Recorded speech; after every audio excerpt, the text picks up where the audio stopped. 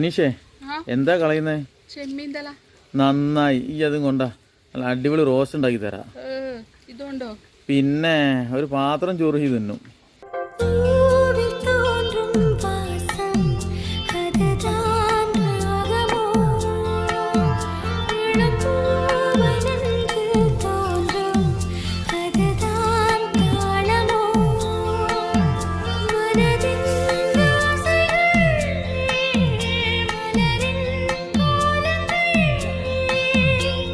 ധനീഷേ, എന്നാ ഈ കളയാൻ പോയ ചെമ്മീൻ തല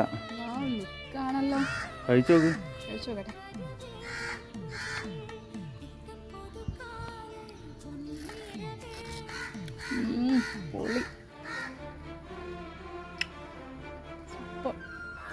ചോറോട്ടി തിന്നോക്കട്ടെ. ഒന്നും പറയാനില്ല.